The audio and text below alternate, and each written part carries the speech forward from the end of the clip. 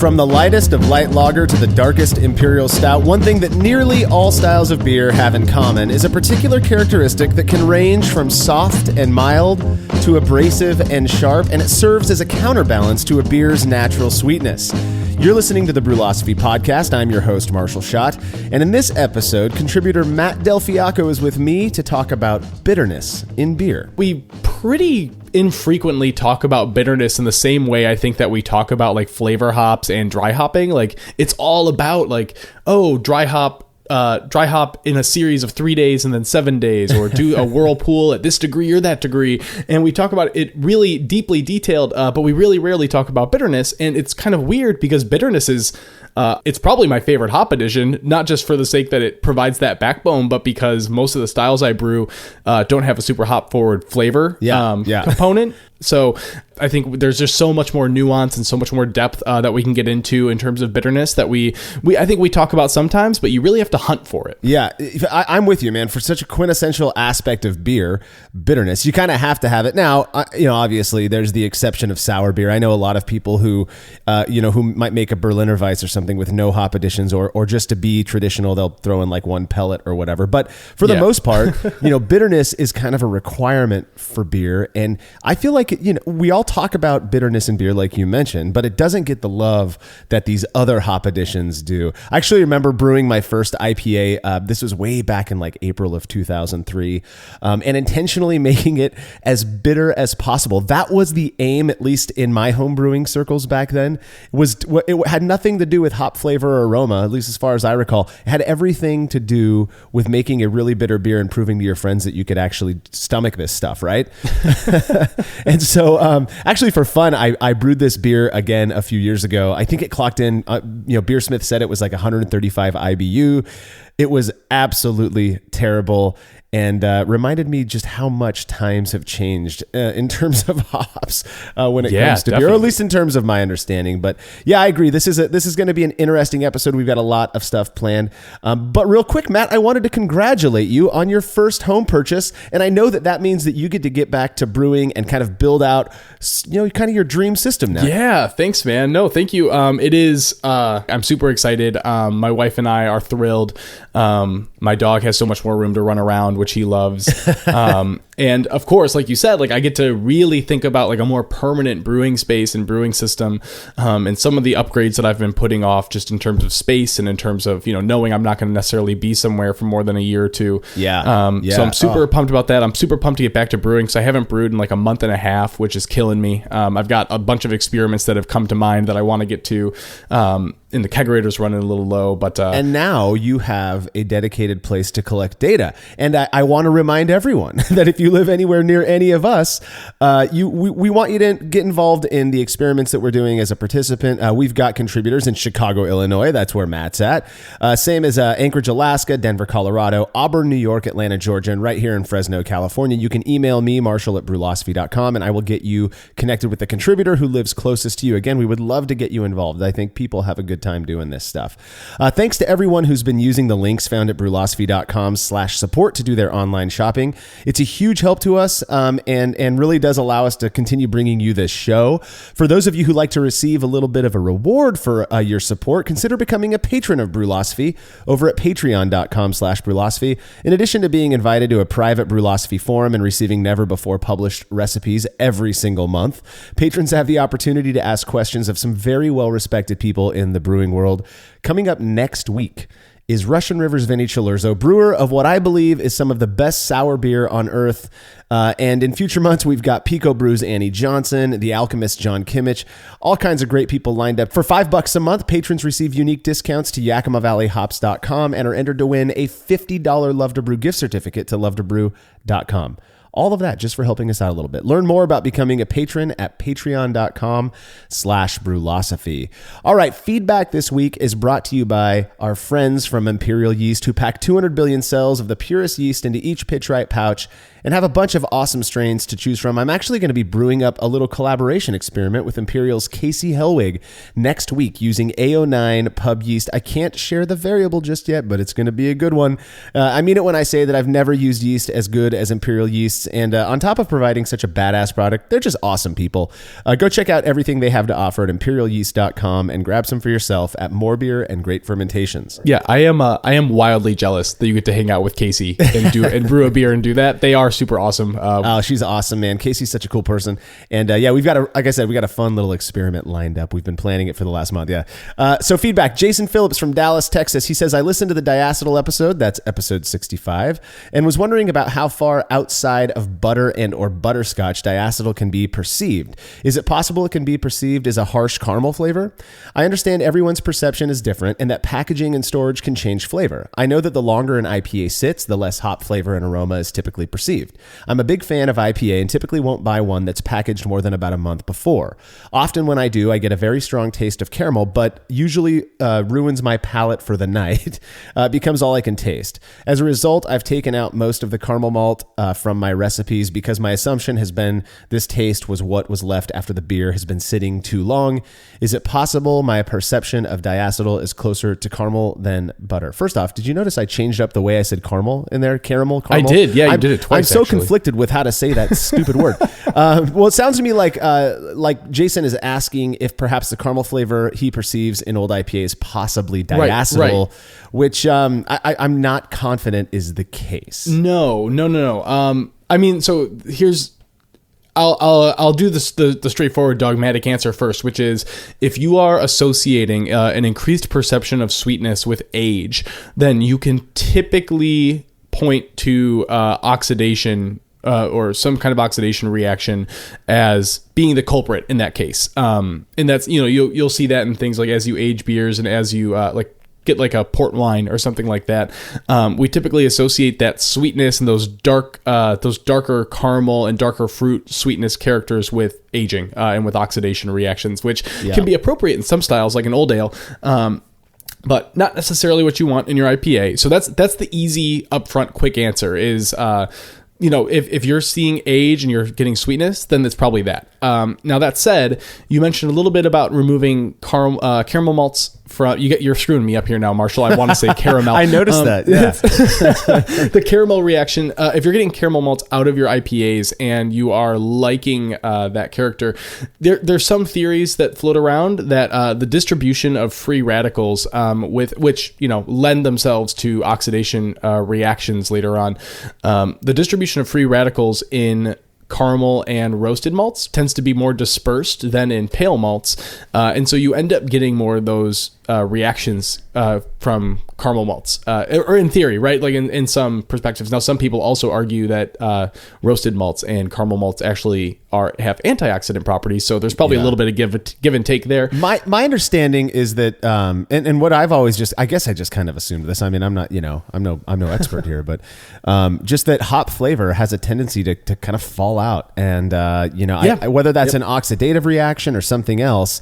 I think you're exactly pointing to the last thing that could potentially be going on here, which it is possible it could be diacetyl, or it's the way diacetyl presents itself as a layer within the context of other layers of the beer. So as that hop flavor goes away, and the layers of that beer shift and change, you're going to maybe you perceive more of that sweetness or more of that caramel malt because the hop flavor is not as prevalent there to balance it out.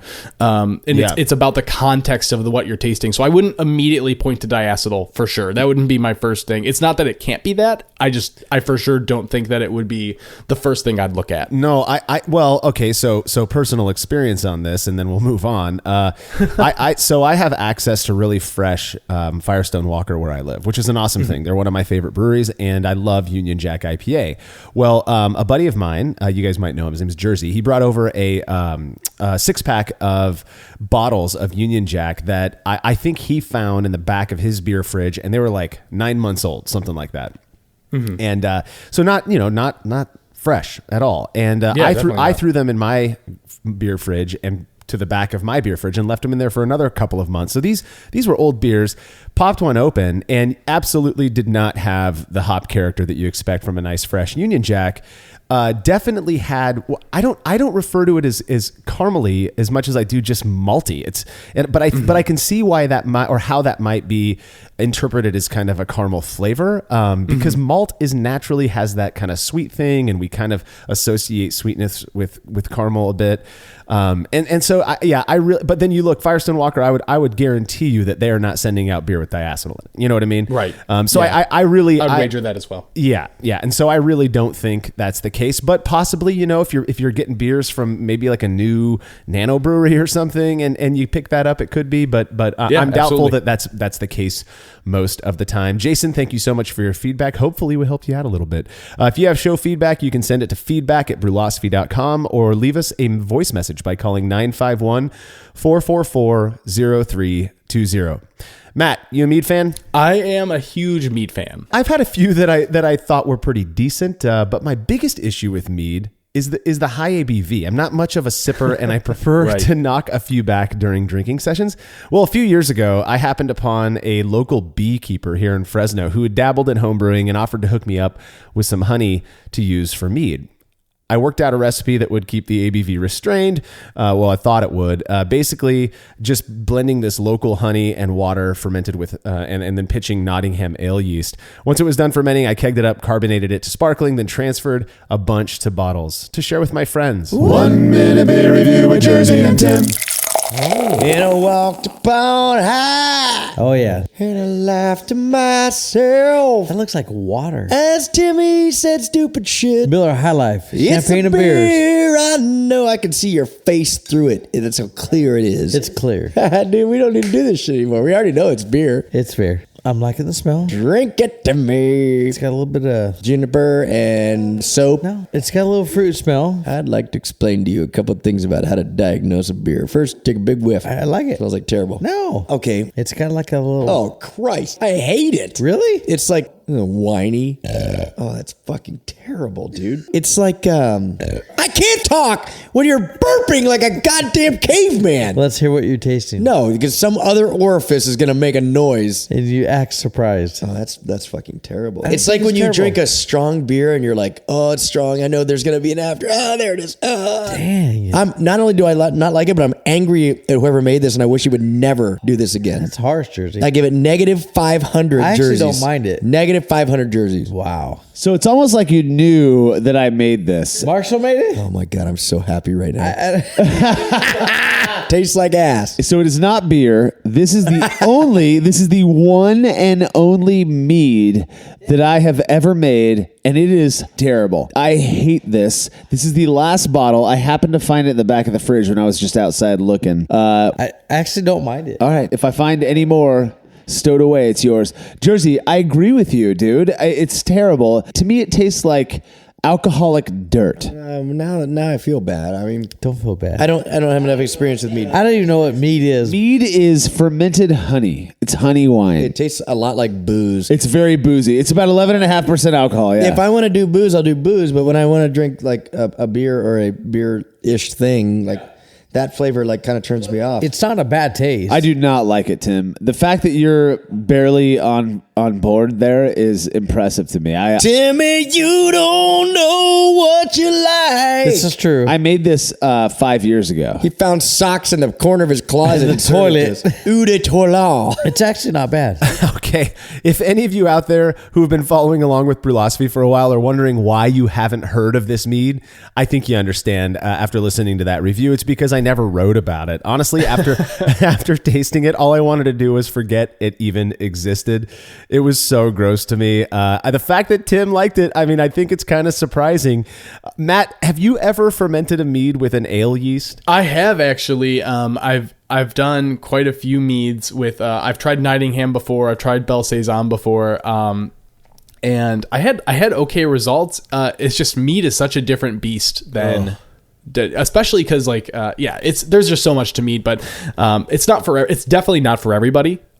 So it says nothing necessarily about your experience with it in terms of like, oh, you made a bad mead. Like you might not have it. Just mead might not be your thing. Oh, I've had good mead. I appreciate you trying to be kind to me, but this I did. I tried to tasted like soften shit. that a little bit. So I'm not sure if it was the yeast. I think in the review I said something about it being like 11% alcohol. That was off. I actually do think it was closer to 9%, something like that. Sure. But still, it just tasted boozy. And, I've had mead that I like decently enough. This was definitely not one of them. I would say that I wouldn't serve this to my worst enemy, but I served it to two of my best friends. So, for what it's worth. Anyways, I was glad for the guys to taste it. It was kind of fun. I found it sitting in the back of my fridge when I was grabbing other beers for them to review during a session. So, I guess that was kind of fun. Hey, if you have a beer or any other fermented beverage you make or feel like sending in to be reviewed by Jersey and Tim on the show, you can email me, Marshall@brulosophy.com, and we will get you all set up. We've got to take a real quick break. We will be right back after these messages from our sponsors.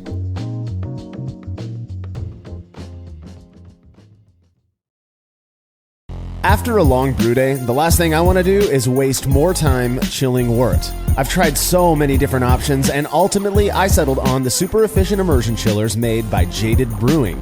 With the King Cobra and Hydra, I'm able to chill my entire batch of wort from boiling to just a few degrees above groundwater temperature in as little as 6 minutes.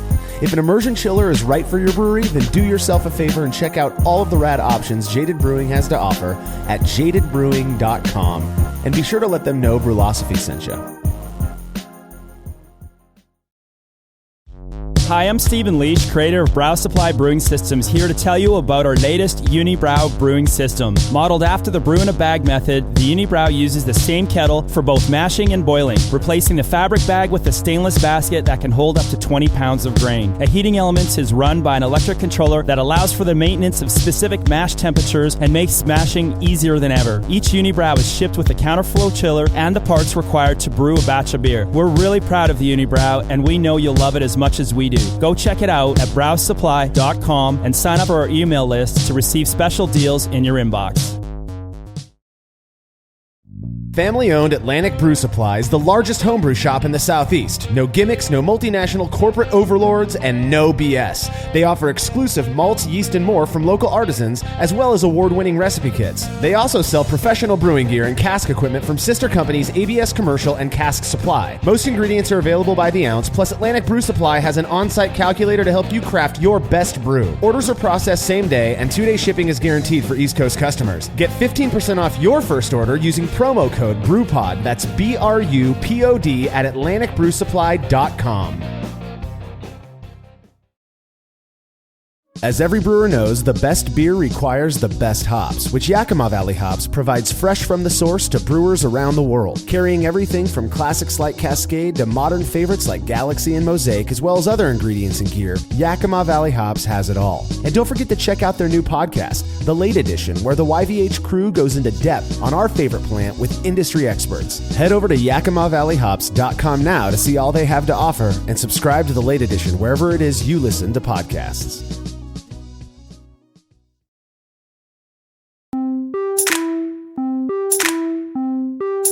So I've tried to serve my wife beer on numerous occasions. I'm a home brewer who has to brew to keep this whole Brulosophy thing going. And so every once in a while I think, maybe she can like this one. Maybe she'll enjoy this one. And I serve her these beers. And almost every single time, her biggest complaint, Matt, it's too bitter. It's too bitter. She cannot stand it. And it doesn't matter if Beersmith tells me that the IBU is down in the low teens or if it's up in the high 60s. She just does not like it. And what's funny to her is that we do this intentionally. She looks at me, she's like, you actually want it to taste like this? I mean, the fact aside that IBU is a terrible measure for perceptible bitterness. It sure is, yeah. In addition to, like, some people are more, especially bitterness. Like, bitterness is one of those things that really stands out, especially like if you have people who are, bitterness tends to be one of those things that they're much more sensitive to. Bitterness is so different for so many people, and it's just, there's really no yardstick for it. It's really just your personal preference. Well, and I do feel like bitterness is sort of an acquired thing. It's like, sure. I've got a very weird personality, and I get that, but I grew up my entire life hating tomatoes. And about 2 years ago, I forced myself, I'm committed to learning to love tomatoes, not just tolerate them, but I want to learn to love them. And so I do this thing where whenever there's a tomato, now where I'm at now is that I'll eat like a sliced tomato on my hamburger. bitter. Like that's where I'm at, and I can do it, and I actually enjoy it. So I'm kind of like iteratively getting to this point to where one day I'm going to eat a tomato like an apple. That's what I want to be able to do. It's stupid though. Like, what's the purpose? Who cares? But anyways, I think it is interesting that we do intentionally impart this what is ostensibly a harsh characteristic to beer, and we do it because it makes the beer more enjoyable.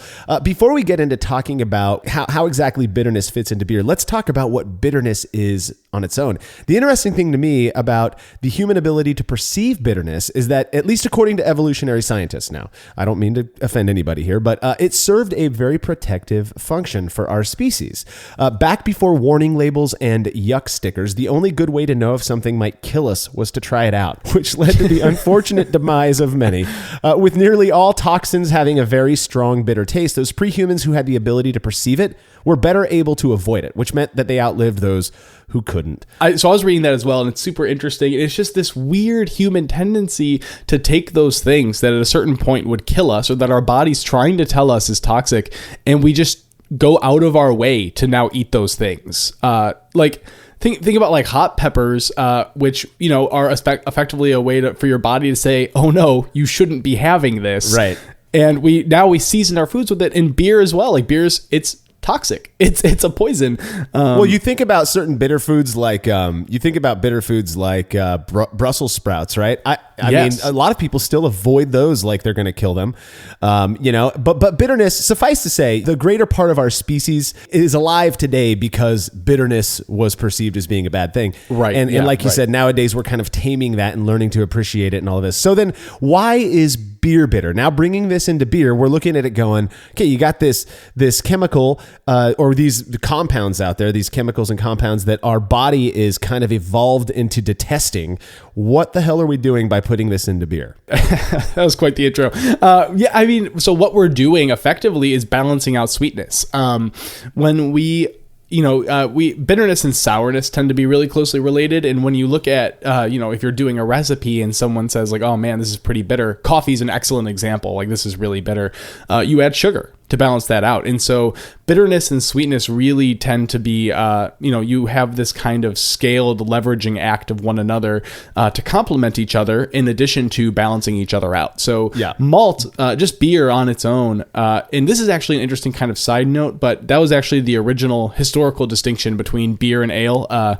Beer contained hops. And ale does not. Ale didn't contain hops. That's interesting to me. That's today I learned. I actually had no idea. Yeah, that's our fun fact for the episode. Yeah. Is that well, and nowadays I know that there's we refer to beers that don't have hops in it, but other forms of bittering components as gruit. Right, exactly. We have gruit, and if you take something like The Homebrewer's Garden, which is a book by Dennis and Joe Fisher. We historically have used a wide variety of bittering agents in beers in order to offset that initial sweetness. Like things like yarrow or juniper. Juniper is an excellent example because that's actually still used in traditional Norwegian brewing as adding to that. But now they use hops as well, mash hop, some noble hops, but it's still used as like sort of a flavoring and bittering component that was used historically speaking. And there's a lot of things we can kind of attribute to that transition into hops as the primary bittering compound. And I think it's partially speculative, partially rooted in historical. But one is obviously, as purity laws became really prevalent in Europe, hops, were chosen as like sort of this specific addition. Right. Hops are obviously they're pretty exclusive to beer. Like, we don't use them for a lot of other things, so it's easy for those growers to get a market hold on them. They are disease resistant. They're really efficient at imparting bitterness, which is a huge thing.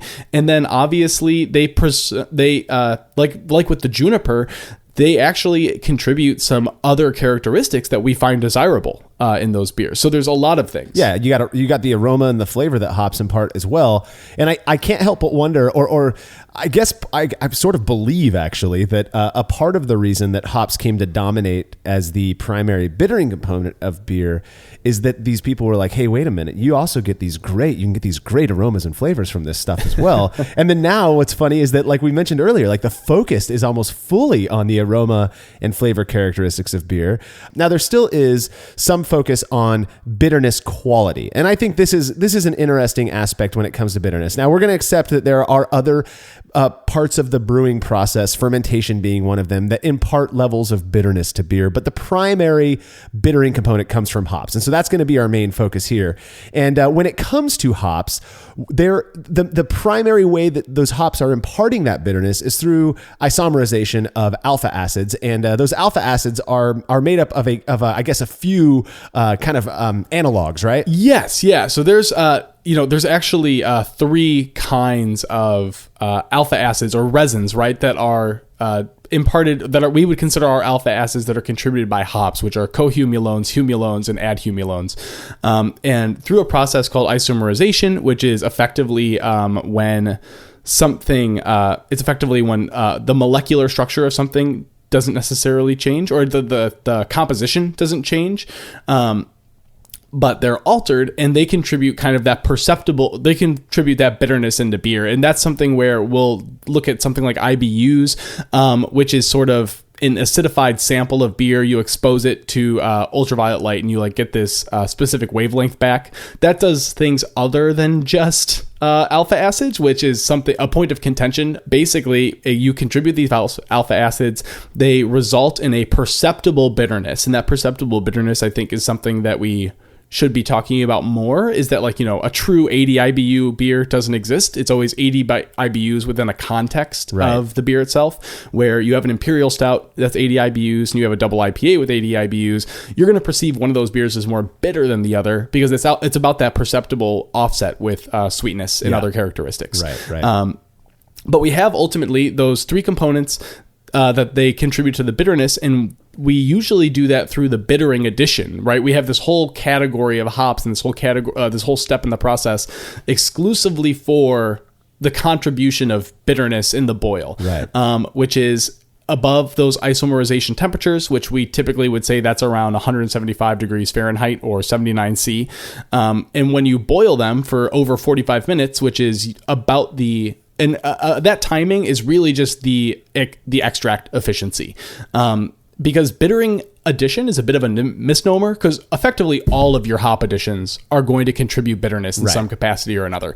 If you add hops at 5 minutes, you're going to contribute bittering. If you add hops at 45 minutes, you're going to contribute bittering. It's really just about the extract potential of those additions. So just as recently as 15 years ago when I started brewing, this is no joke. When I started brewing in 2003, it was commonly said that your bittering additions were, at 60 minutes, or some people were doing a first wort hop addition, sort of the same thing.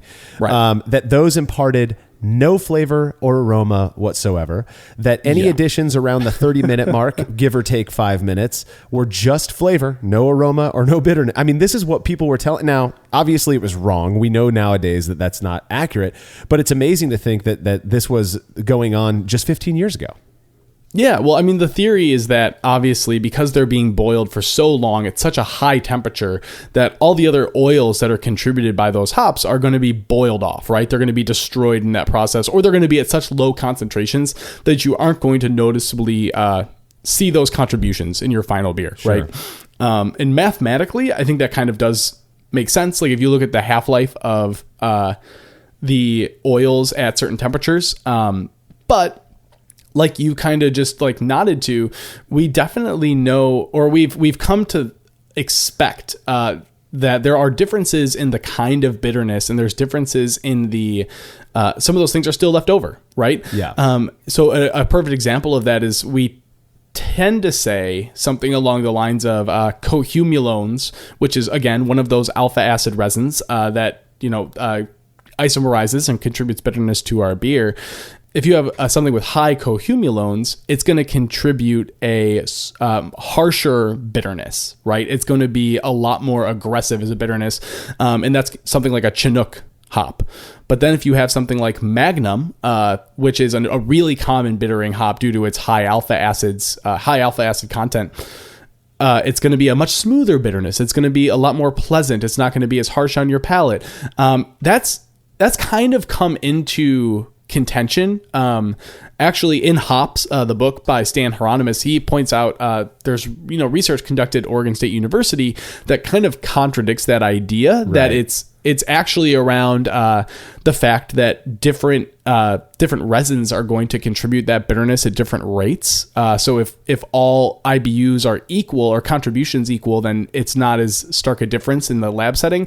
I think it's still kind of up for debate. Like there's a lot going back and forth on it. And there's also additional contributions. Like you and I have been talking about alpha acid contribution.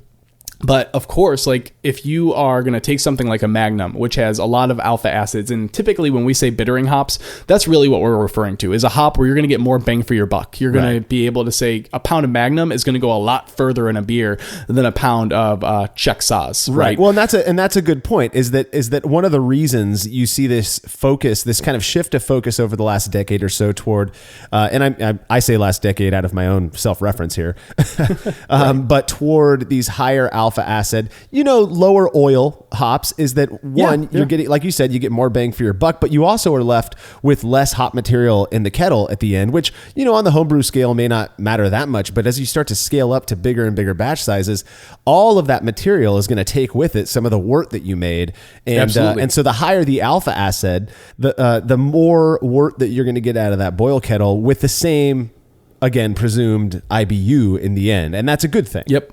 And that's exactly it, right? Like, I mean, if you are going under the assumption that, all of the character from a hop is going to get boiled off and destroyed anyways, why would you go for anything other than what's going to be able to give you the least amount of vegetal matter in the boil, the highest amount of, or the most efficient amount of alpha acids?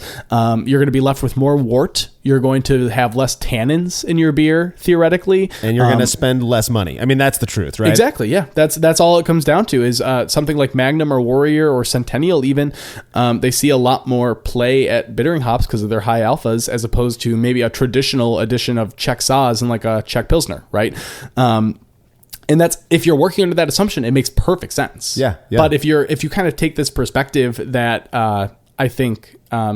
Stan would argue necessarily based on some of these new research, these discussions taking place, there may be more to it. The different resins and different oils that are contributed by hops, even during maybe the first wort hop, the mash hop, the boil, all those kind of different ways we would add a boiling addition, they may lend themselves to something more than that. And there's a reason, historically speaking, that we play with different bittering additions and different things like that. So I think when it comes to bittering additions and hops, the like 99.9% of the focus is on isomerization. Yes. I think I've mentioned this in another episode, but a couple of years ago, I had like an ounce or so of leftover Apollo hops. And I was around Christmas time and I got bored and wasn't able to brew, but I wanted to do something fun. So I grabbed I have this neat little tea maker that you fill up with warm water, or fill up with water, and drop your loose leaf tea into it. And then when you put it over a coffee cup, it like depresses this thing and you get this nice filtered tea to come out. So I was playing around with this thing and I took 6 or 7 Apollo hop pellets. And I put it in, I just put cold water in this thing. It was regular, 68 degree tap water, whatever it was. And I believe that's 20 degrees Celsius. Put a couple of hot pellets in there and I let it sit for 15 minutes. That was it. The water turned kind of yellowish green, as you might expect. I filtered it out. And in my head, there was, I was thinking, hey, there's no isomerization happening. I'm literally just making a, cool steeped hop tea. This ought to be pretty tasty. Now that is something I honestly wouldn't serve to my worst enemy. It was so incredibly bitter. And it led to me having a conversation I believe I was talking with Scott Janish about it, who ended up writing up something about how hops contribute bitterness more than just due to isomerization. Yeah, well, we talked a little bit before about bittering hop being a bit of a misnomer, right? Yeah. And you're right. We talked about that as like, if you have a later addition at 5 minutes, then it's still at isomerization temperatures. The article you're referring to from Scott is called Increasing Bitterness by Dry Hopping. Right. And so he specifically is talking about dry hopping in that context, and basically but it applies to a wider range of a wider body of knowledge, which is an excellent place to start if you're interested in this topic. But one thing that contributes bitterness, other than the isomerization of those alpha acids, is I'm going to say this wrong, so I apologize, not just to our listeners, but to Scott personally, is humulinones, which are essentially oxidized alpha acids that also contribute a bittering component. Right. And that's the thing, right, is that everything you effectively do, like if you dry hop a bunch, it's going to give you a little bit of bitterness, not just from those oxidized alpha acids, but as the vegetal component of this thing is introduced into a solution, it naturally is going to have a little bit of bitterness, like we talked about with Brussels sprouts, like we talked about with broccoli, like those, or teas, especially because we see tea all the time in some beers and meats and ciders, and it lends itself to a bittering component of those things. Yeah, I think it's fascinating. It's not just the isomerization of alpha acids; it's a lot. It's really complicated. No, I think it's absolutely fascinating, and it'd be interesting to do like an experiment where, I mean, you mentioned earlier that IBU is just, it's an absolutely horrendous way to measure bitterness. Yes. I think most of us are kind of on the same page with that nowadays. In fact, I was just listening to a really great episode of Basic Brewing Radio recently, and I think it was the episode, it was like a hop sampler with lemon drop, if you guys want to go check that one out, where James and Steve go into talking about the homebrew bitterness units, HBU, and it's interesting, if I listened correctly and I interpreted what they were talking about correctly, the idea is, your bitterness units can be completely relative just to you and your brewing. So you might not be able to tell somebody you're going to have, this number, whatever that might be, of bitterness units. But if you brew it this way and the way I did, you're probably going to get close, but you can calculate it however you want, make it your own. And, it's interesting. You would think that we would have, in this day and age, some really good way of determining actual level of bitterness in beer. And that's the thing, right? We can take this a step further and we can look at like the quote unquote objective measurements for IBUs. There's different formulas for calculating IBUs. And so, that alone, you're like, okay, well now it's already a little fuzzy, and that's just looking at the formulas used to run those numbers. That's not even considering, the original gravity of that beer compared to the amount of bitterness that you're doing. Oh man. It's not even taking into account your own personal palate. Like there's layers of complexity that shift the way in which bitterness is perceived on an individual level. And that's, kind of like I said, like it's your personal palate.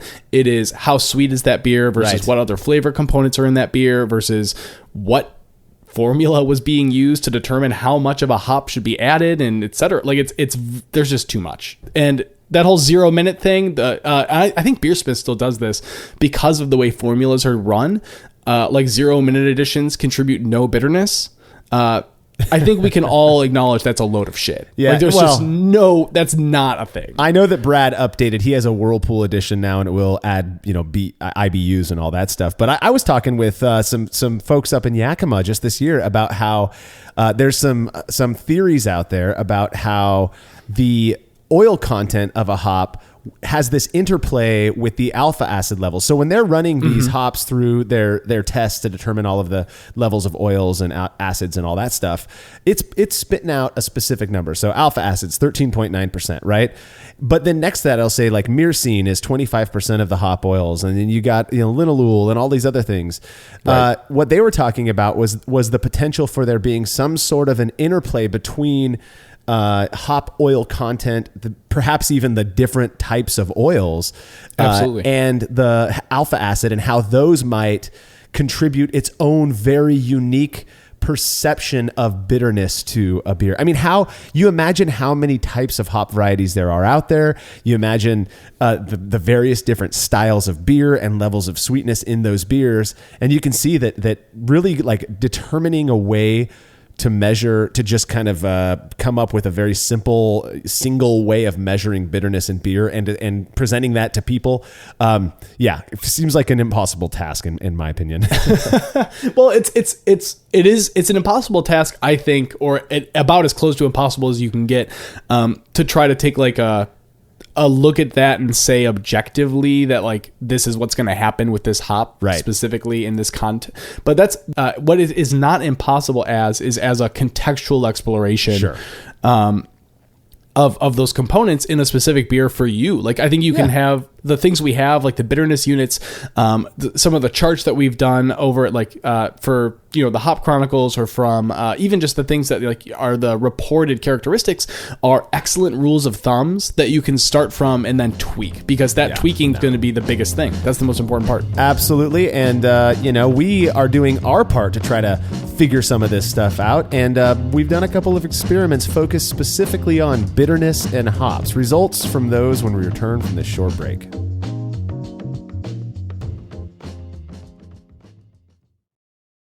Have you ever thought about adding a port to your kettle but held off because you didn't feel like drilling into your gear or sending it off to have someone else do it? From the makers of the super fast counterflow chiller, the Xchillerator, comes the Hangover, the easiest way to add extra ports to your kettle as well as countless other options. Mount a faucet to your keg for easy portable pouring. Set up the perfect whirlpool arm. Hold a heating element in place. All of this and so much more without permanently modifying your gear. Manufactured right here in the United States, the Hangover offers brewers too many convenient solutions to list here. So head over to xchillerator.com today to see what the Hangover can do for you.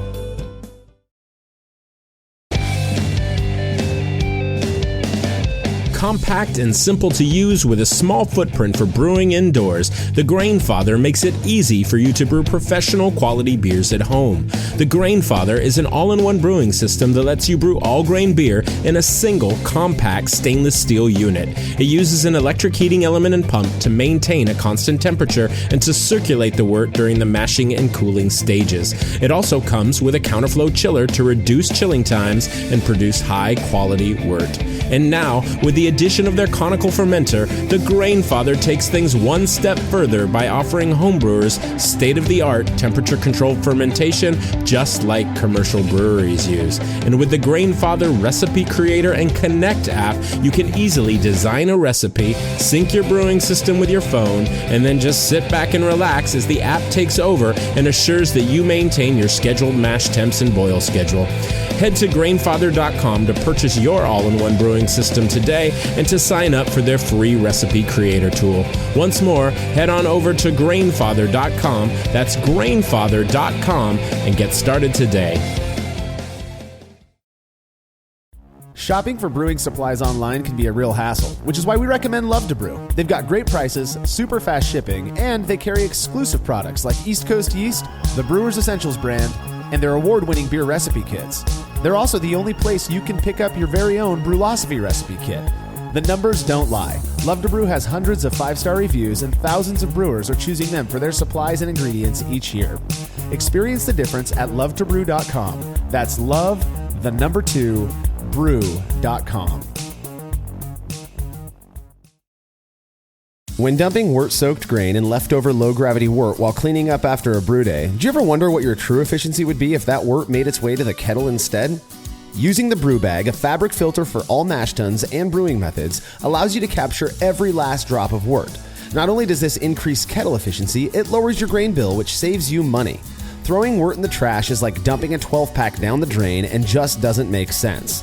Use the brew bag and leave no wort behind. I've been using these filters for a long time and recommend them to everyone. I never have to worry about a stuck sparge, and cleanup is fast and easy. Go grab yourself a brew bag fabric filter at brewinabag.com and be sure to use code TBP17 at checkout to get a discount on your order.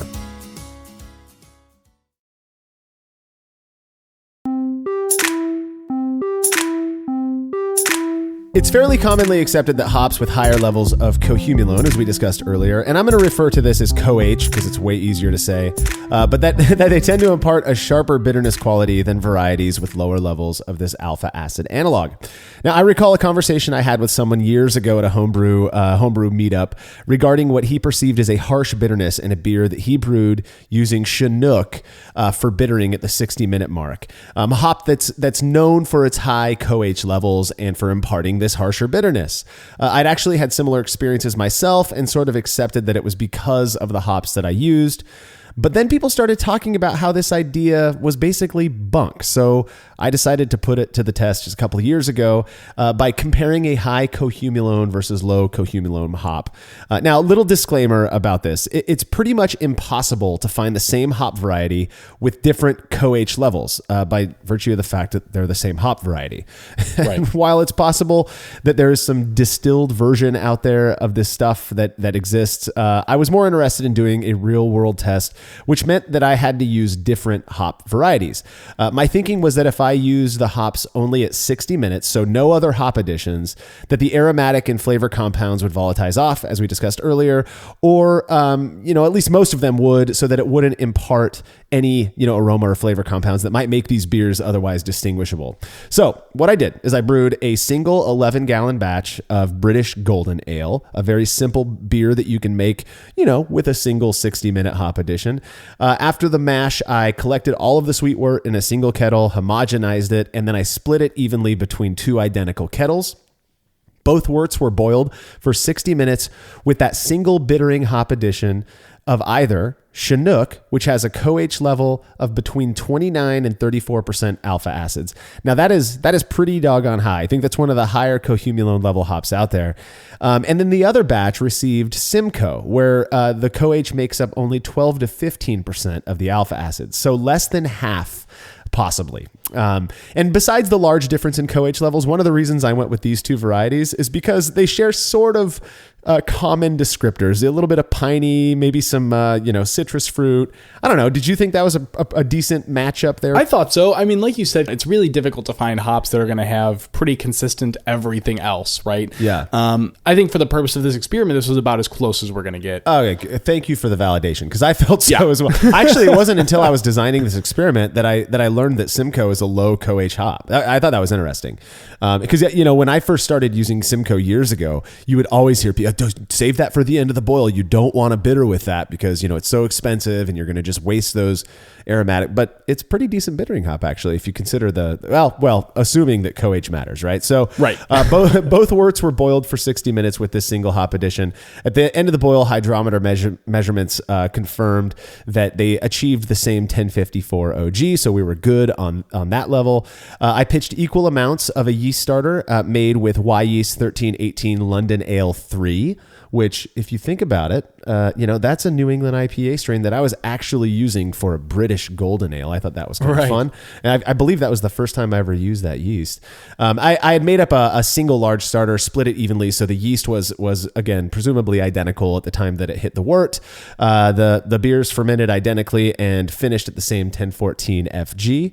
I then cold crashed these bad boys, fined them with gelatin, kegged them up, and then I carbonated them before serving them to blind participants. Now, before we get into the data, one very curious observation that I made was that the beer bittered with Simcoe, so the low CoH beer, maintained this ever so slight haze that the Chinook hopped beer didn't. That one, the one hopped with Chinook, dropped bright. So that is really weird. That's pretty interesting. Yeah, I have no idea what would cause that. I don't know if it would be because of the cohumulone levels or perhaps some other difference in oil level. Though again, if you look side by side at the statistics of Chinook and Simcoe, they're not terribly different. With the biggest difference is in cohumulone levels. So right. But neither of them. When I see a hazy beer that should be bright, one of the first things I go to is contamination. Neither of these beers were contaminated in the slightest. I really don't know what would cause that difference. Yeah, that's a really tough one. So. The only thing that possibly comes to mind, and something that I'd like to explore more, is like we kind of mentioned earlier. Like there's that different alpha acids or different resins that contribute to alpha contribute to those alpha acid content. isomerize at different rates. And I don't know, like maybe it has something to do with the fact that maybe something just didn't have the time or didn't have the capacity to shift the way it needed to. That just sounds so speculative. It sounds so fuzzy as I'm saying it out loud. I have no idea, man. And this is way off the mark, but when I was, you look at this whole hazy IPA thing and how there are people out there who actually complain when their hazy IPA is not hazy enough. It makes you wonder, like, is there something else going on? But that's neither here nor there. We'll get to that in another show. I served these beers to 23 participants, out of which 12 would have had to identify the odd beer out in order for us to say that there was, a significant difference between these beers in terms of perception. Now, I'll be honest, with so much talk about how the idea that high CoH leads to a harsher bitterness is a myth, I was not expecting the results that came. Exactly 12 people chose the odd beer out. So we were able to say that people could reliably distinguish the high CoH beer from the low CoH beer. Pretty fascinating finding here. It really is. I mean, and what kind of startled me was your tests on this, right? Like you had you gave the triangle test to yourself 5 times and hit it every single time. Oh, with ease, man. That's incredible. That's just so startling. Even taking into account the fact that Simcoe and Chinook are different hops, right? That's the easy, I think, low-hanging fruit criticism of this experiment is that, okay, well, Simcoe and Chinook are different. That's what we proved here. We didn't really take a look at like cohumulone specifically. That they're so similar.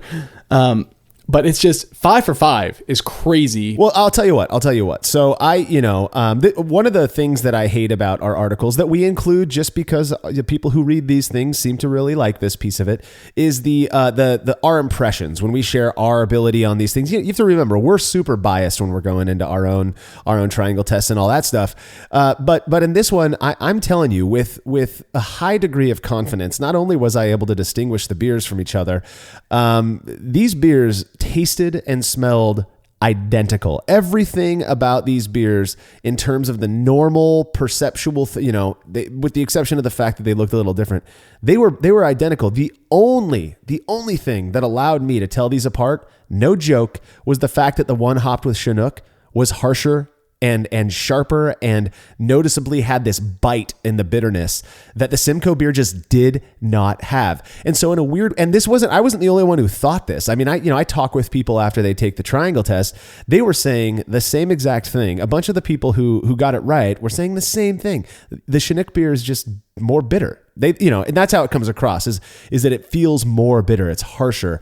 It totally confirms what people were talking about years for the last decade or so about high CoH leading to this harsher bitterness. It is really weird that it points to that, especially with like kind of the ongoing discussion regarding like, okay, maybe that's not as strong a correlation as we had thought it was based on like other stuff. So I don't know, man, this one blew me away. So one thing I do love is a takeaway for this one. When I use Magnum for just about everything in terms of bittering, like Magnum or Challenger are 2 of my favorite bittering hops. I might lean into something like a Chinook if I'm doing like a pale ale or an IPA where I want that harsher bitterness. Like I'm at least willing to try it out. Yeah. So a couple of thoughts on this before we get to the next experiment. One of the things that I started doing years ago, I'm not making much hoppy beer these days, but I used to brew a lot of IPA and pale ale. One of the things that I was doing, a buddy of mine and I kind of started doing this thing where we would use for our bittering addition, we would toss in just a small amount of Chinook to give that harshness, just a little bit of that harshness, along with more of that balanced Magnum bittering. That's an idea for people who want to get a little bit of that. But the fact that this kind of goes against what is becoming a more commonly accepted idea that CoH doesn't matter that much makes me wonder if perhaps it wasn't something else in the hops. But interesting, no less. Absolutely. We have done another experiment. This one specifically on alpha acid levels, I think is absolutely fascinating. But before we get to that, I want to tell you about our rad sponsor, Brewers Hardware, who recently introduced their new BH15 pilot system, which is a fully customizable turnkey rig that utilizes a hard plumb manifold to make brewing more efficient by eliminating all hosing changes. This thing is badass. Right now, you can get the BH15 or any other pilot brewing system shipped for free. To learn more, call or visit brewershardware.com. And don't forget to mention Brewlosophy when you check out to receive a free gift. That's brewershardware.com. calm. So something I'm sure most homebrewers have thought about is whether or not certain hops can be used in place of others for bittering without significantly impacting other characteristics of the beer. For example, I've got a whole bunch of 4% alpha acid sods, but a recipe calls for bittering with a 16% alpha acid magnum, which I don't have. Can I get away with this substitution? Well, that's exactly what Ray aimed to find out. Yeah, so for this experiment, Ray ended up making a Vienna lager, which is an incredibly Ray beer to make. He does a lot of Vienna lagers and a lot of like amber ales, so that kind of color spectrum is right where I think his sweet spot is. But ultimately, Ray designed a beer, this Vienna lager, to be around 26 IBUs. The difference being one of these was made with about 60 grams of 3.6 alpha acid Czech Saaz, added at 60 minutes in the boil. And then the other beer, also 60 minutes in the boil. And these hop additions were the only hop additions for the entire beer. But the other beer was about 14 grams of 15.7% alpha acid magnum. So for those who aren't into grams yet, that's about 2 ounces of Saaz to a half ounce of Magnum, a fairly sizable difference. Yeah. Ray ended up boiling these beers for 60 minutes. He ended up using just some packets of 3470 to ferment these, so fermented the exact same way. These beers had no real difference in the original gravity, no difference in the final gravity, really consistent. Unlike your experiment, Marshall, they both, and this may just be due to his lagering time, or it may be due to a function of, alpha acid may not be the contribution to clarity, but both beers ended up looking pretty much identical. No real difference in clarity to these beers at all. I thought that was an interesting finding as well. And after the cohumulone experiment that I did, in my head, I'm thinking, man, not only do you have differences in cohumulone, but you have differences in alpha acid and just sheer amount of hop material. Just volume. Right. Yeah, well, and again, Ray did find these with gelatin, but I did as well. But perhaps there was something about it that he did differently that forced both of these beers to look essentially identical. I guess the real question is, though, did they taste identical? Well, Ray ended up serving this beer to about 17 people. He gave them 1 sample of the beer bittered with Magnum, 2 samples of the beer bittered with Saaz, and asked them to pick the odd beer out. And at a sample size of 17, he would have needed to have 10 people accurately identify the odd beer out in order to say that people could do so reliably. But only 8 were capable of doing so. Crazy. A difference of 46 grams, which is, just a little over an ounce and a half, I believe, of hop material difference, and which wasn't enough to produce a perceptible difference. That is absolutely nuts to me, dude. I mean, there's so many other things in hops besides alpha acids, and yet that stuff didn't contribute to a perceptible difference. Yeah, it is. It is pretty startling, especially considering, Saaz especially, because Saaz has such a place as as a classic, the Czech Pilsner bittering hop, and that it has to be used because any other bittering hop is going to be you're going to be able to tell in that kind of a beer, right? That it's going to make a difference. So the fact that these were different alpha acids was startling to me, but I have this like kind of really strong emotional tie with Saaz hops, and so it's the fact that these are what's used are 2 of my favorite hops, Magnum and Saaz, is really startling. It's pretty crazy. I'm with you there. And just for Ray did his series of triangle tests and was unable to identify the odd beer out with any consistency at all, despite being, completely biased and knowing everything about this. He just said that the beers tasted more similar than they didn't, which again is fascinating.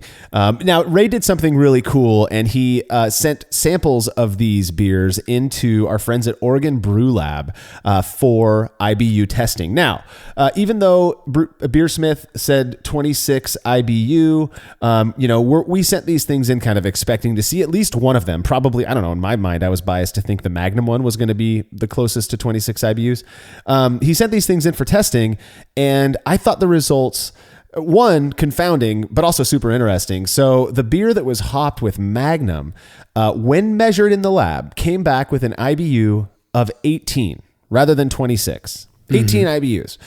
The beer that was hopped with the Czech Saaz came back with 22 IBU. So not terribly different.